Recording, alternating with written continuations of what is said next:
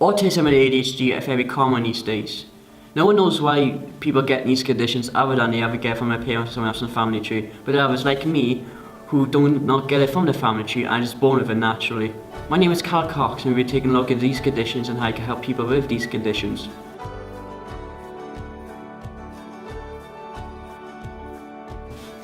Some symptoms of ADHD are seems forgetful. For example, I have to use the script to remember all this text. I'm easily distracted, which is also quite true, or daydreaming, which I do quite a lot myself.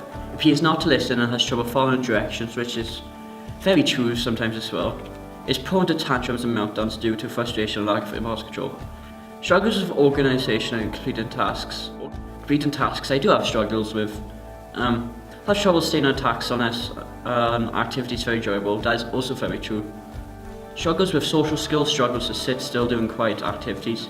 Yes, well, I struggle to sit still doing loud activities. I have to always be on the move. Such as meal times to do and independent work time at school. Yeah, work time, that's very true. I move quite a lot.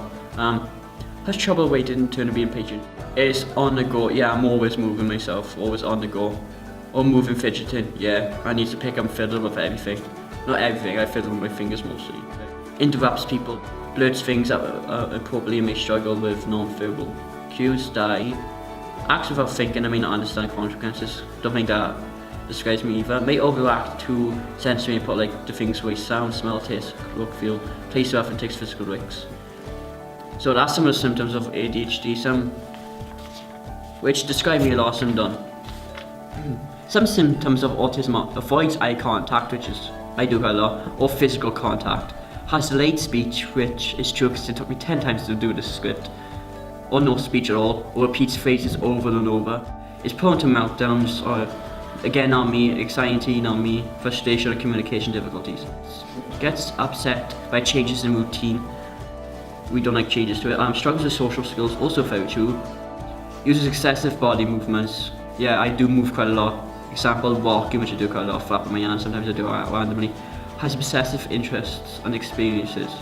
And experience pervasion is constantly on the go. Again, it picks and needs to pick and fidget. Again, some of these symptoms are very similar to ADHD. So pick up and fiddle everything yet again. It's very advanced verbally, but struggles with non-verbal cues. Has trouble showing understanding of other people's feelings and his own. Reacts strongly to the way things sound, smell, look, taste. So half of these are basically exactly the same thing as ADHD, but half of them are very different. So those are some of the symptoms of autism.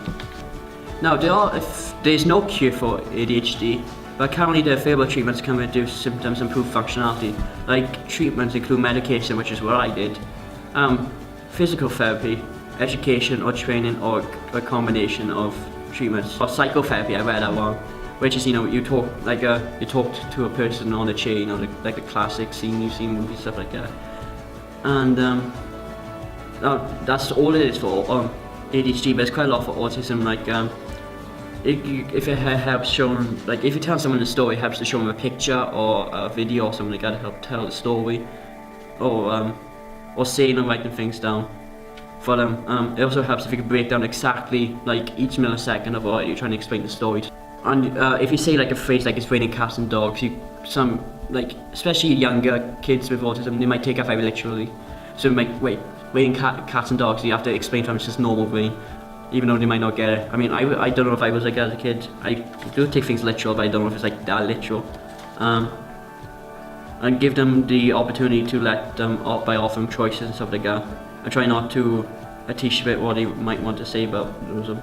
If they have difficulty explaining something, repeat back to them what you have understood, so they can explain the thing better. Like me, I'm struggling with this right now. Another thing is dealing with change. Right, like again, I have a routine, and usually if something changes, I go. I don't know how I react. I just sit in silence. I don't even know what's going on. My mind's like, what? What's going on?